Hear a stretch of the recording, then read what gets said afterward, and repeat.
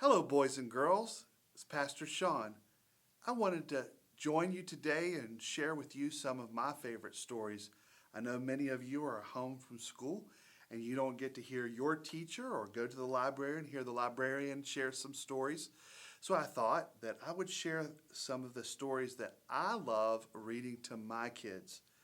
This is a book by Dr. R.C. Sproul. Parents, you would want to know more about him.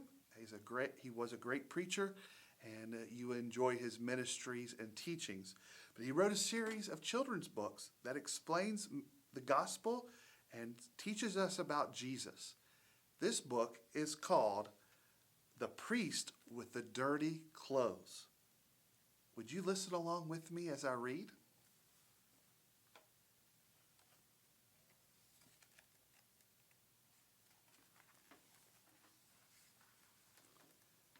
Darby and Campbell McFarlane lived near a beautiful lake in Scotland called Loch Lomond. 7-year-old Darby was always finding ways to get herself and her little brother Campbell in trouble. One day, after it had rained, they went outside to play. "Let's make mud pies," Darby said. The children pretended they were bakers. They found some mud and rolled it and patted it and fashioned it into pretend cakes and pies. As they played, they wiped their hands on their clothes, spreading mud all over themselves. They laughed and giggled as they got muddier and muddier. When their mother saw them, she did not laugh. "Just look at you. You look like mud pies yourselves," she cried. "Hurry off and take off those filthy clothes, and I'll give you both a bath." After the children were cleaned, their mother looked at the muddy clothes. "I'll never be able to get these dirty clothes clean," she said to herself. Just then there was a knock at the front door. It was the children's grandfather. As Darby and Campbell rushed in to hug him, Grandpa grinned and said, "It looks like someone made a mud pie bakery in the front yard." The children giggled. "It seems like our little bakers have ruined their clothes," Mom said. "That's too bad," Grandpa said. "But it reminds me of a strange and wonderful story." "Oh, tell us, please," Darby begged, pulling Grandpa towards the sofa. As soon as they were all seated, Grandpa began the story. Many years ago, in a faraway land, the people of a small village crowded into a large church. It was nighttime.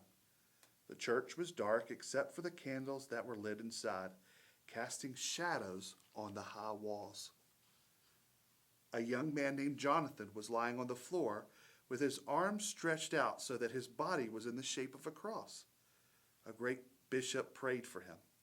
This was the most important night of Jonathan's life. He was about to become a priest. At the end of the ceremony, the bishop gave Jonathan the special clothes of a priest. First, the bishop gave Jonathan a blue robe with a white hood and helped him put it on over his long brown robe made of scratchy wool. Then the bishop tied a white cord around Jonathan's waist. Now Jonathan was a priest. The very next week, Jonathan was invited to the castle of the king. He was to preach his first sermon to the royal household. Jonathan worked hard to prepare his sermon. He wanted it to be his very best. When it was time for Jonathan to go to the castle, it was raining very hard. Jonathan didn't want his new special clothes to get wet, but there was nothing he could do. He pulled the hood off his robe over his head and set out for the castle. As Jonathan and his horse made their way to the castle, the muddy road became more slippery. Suddenly, the horse slipped and stumbled, and Jonathan fell off. Jonathan was not hurt, but he was muddy from head to toe. There was mud on his face and on his shoes. There was mud all over his blue robe. The white cord was no longer white. Jonathan was so upset. Jonathan tried hard to clean himself off, but there was no way he could clean his clothes to get him to the castle on time. He thought about running away. He didn't want to preach in front of the king in such dirty clothes. The king just has to understand, he thought. So Jonathan kept going until he reached the castle. When he arrived, Jonathan hurried into the castle. He looked for a place to clean himself, but the tower bells began to ring. It was time for the royal household to gather to hear Jonathan's sermon. Slowly, Jonathan walked to the place where he was to stand and opened his Bible. As soon as the people saw Jonathan's dirty clothes, they began to whisper. The king was also surprised to see the priest's mud-covered clothes, but the king was a kind and gentle ruler, and he could see that Jonathan was ashamed of his appearance. He knew that Jonathan must have a good reason for coming to the palace in such dirty clothes. At that very moment, the court magician, whose name was Malice, stood up and shouted, "Wait! This priest cannot preach before the king wearing those dirty clothes." Malice was a very mean man. He hated all priests. He even hated priests whose clothes were clean. Because he was powerful and mean, the people were afraid of him. As soon as Malice shouted against Jonathan, other people began to yell mean things about Jonathan too. The king felt sorry for Jonathan. He didn't like the way Malice was behaving, but was afraid that Malice might cause someone to harm the priest. The king stood and said to the people, "Be calm, please, stop talking. I will take care of the problem." The people grew silent. Even Malice stopped talking. The king then asked Jonathan to come forward. When Jonathan walked up to him, the king said, "Why did you come here in these dirty clothes?" Jonathan explained what had happened. The king nodded and said, "I understand. I am sorry that you had this accident. You cannot preach here today wearing such dirty clothes, but I will give you another chance. You may come back next week and preach, but only if you wear clean clothes." "Thank you, Your Majesty," Jonathan said.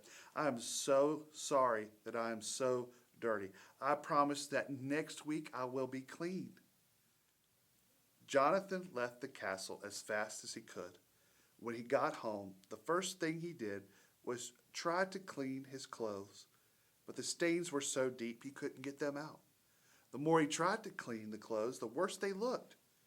They were so dirty. They looked like his own old scratchy brown robe. The next day, Jonathan took his special clothes to the town fuller. The fuller was a man who cleaned people's dirty clothes. He had special soaps that could get mud out of clothing.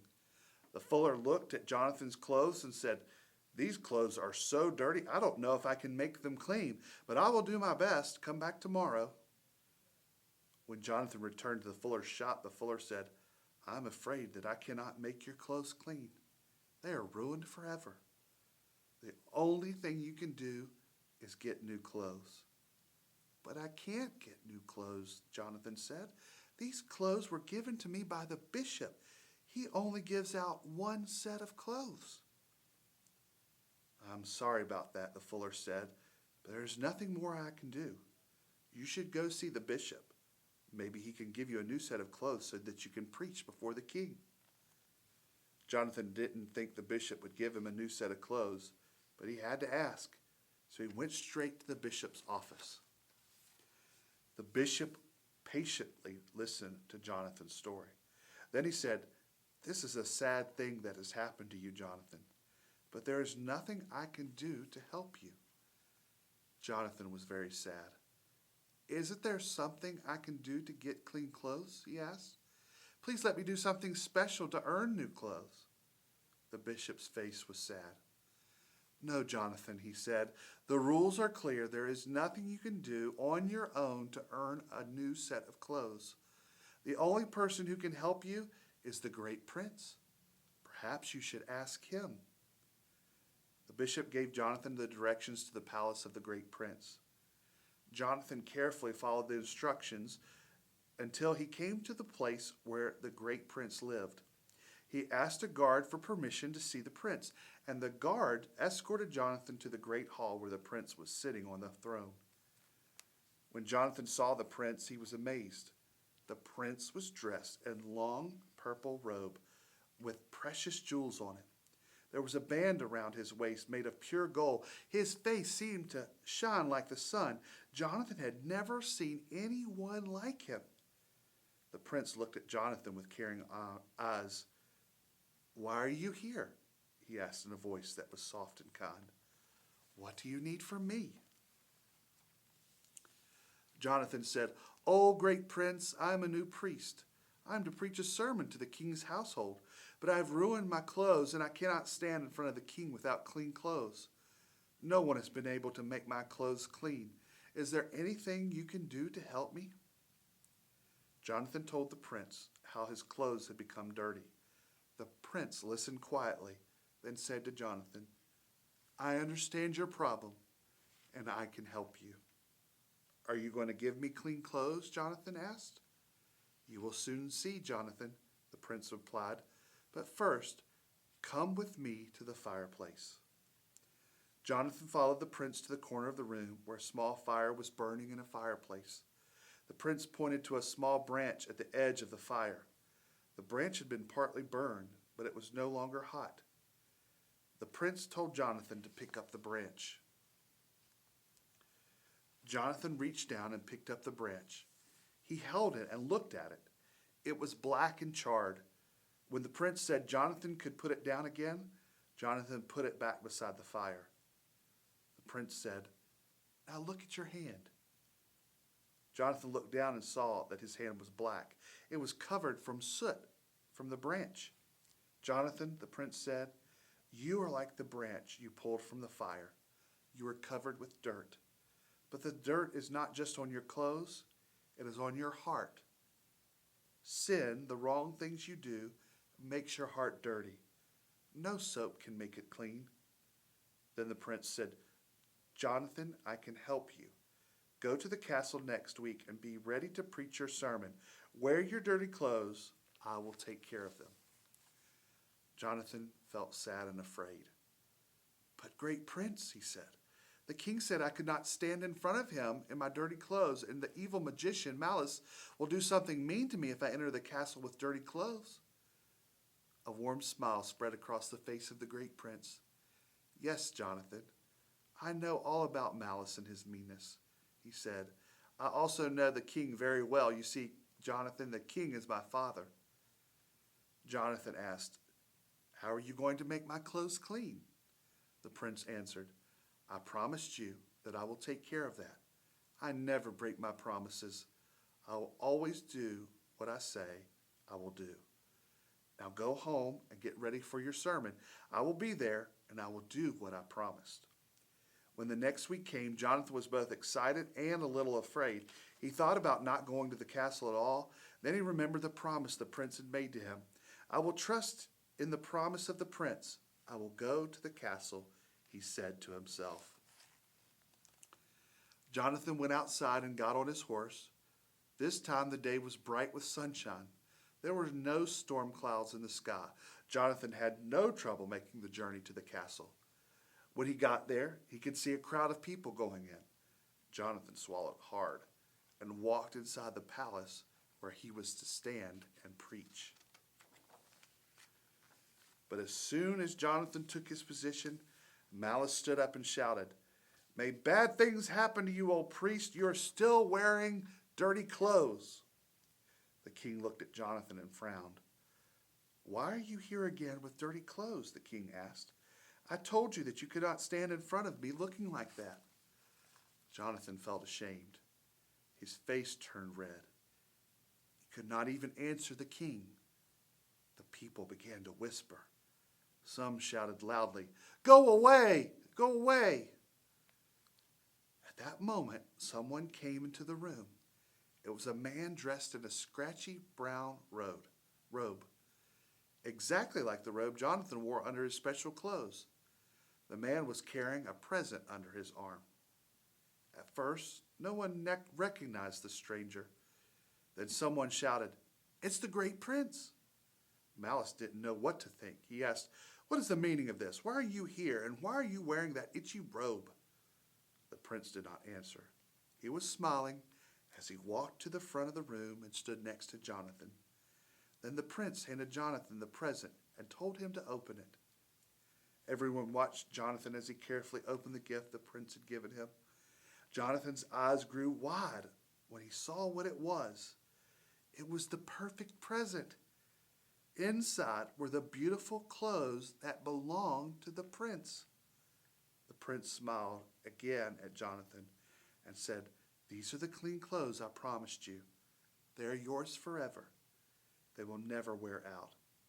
There is not a spot of dirt on them, and nothing can make them dirty. They are perfect for you."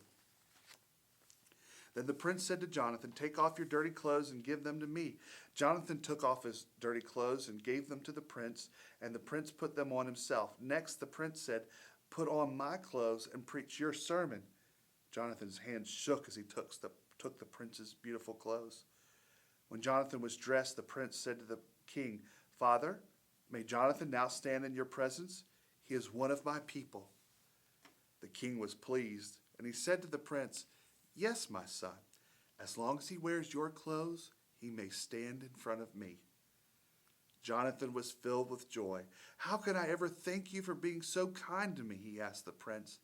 The prince said, "If you're really thankful, if you want to show that you love me, then keep all the commandments that I give you." "Oh, I will," Jonathan said. "I want to be good enough to wear your clothes." "But you cannot be good enough, Jonathan. You must live your whole life trusting in my goodness while you wear my clothes." On that day, Jonathan preached his best sermon ever, and he spent the rest of his life preaching about the great prince. He wore the prince's perfect present until the day that he died.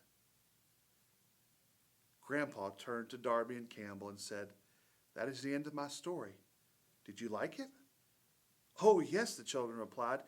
"Do you think that if we could find the great prince that he would give us clean clothes too?" "Yes," Grandpa answered. "He gives clean clothes to everyone who believes in him. But they're not clothes like the ones you ruined today. The great prince gives us new clothes for our hearts." The dirt that we get on our clothes can sometimes be washed away, but we have a bigger problem. When we sin and do wrong, our hearts become so dirty that we cannot stand in front of God. For us to be able to be friends with God, we need to have the dirt on our hearts cleaned away. This is what Jesus does for us. He forgives us by taking the dirt from our hearts and putting it on himself, just like the great prince took Jonathan's dirty clothes and wore them. So when God looks at us, he doesn't see the dirt on our hearts. Instead, he sees a heart covered by his son's clean clothes. If you trust in Jesus and believe in his word, your heart will be clean. Jesus will forgive you when you sin, but you have to ask him to forgive you. When he cleans your heart, and you can stand in front of God forever. I'm sorry we got mud on our clothes, but I'm sure glad we heard the story about the great prince, Darby said. With a hug, her mother said, "Yes, it's a story we all need to hear and remember." What a great story. I was really sad for the priest when he couldn't go before the king and preach like he wanted to. But what an amazing gift that the prince had given him. Did you notice, friends, that the priest could not earn his new clothes, but it only became a gift from the prince himself? Well, boys and girls, this is a story that reminds us that we cannot stand before God on our own. Just as the story said, sin covers our hearts, and because of that sin, we cannot go before God. But we are thankful that Jesus died, and because of him, he has taken away our sin, our dirty clothes, but he has also placed on us his clothes of righteousness, the Bible says. That means his perfection. And when we stand before God, we can know that if we have repented and believed in Jesus, that God will accept us because he is accepting the righteousness and goodness of Jesus in our place.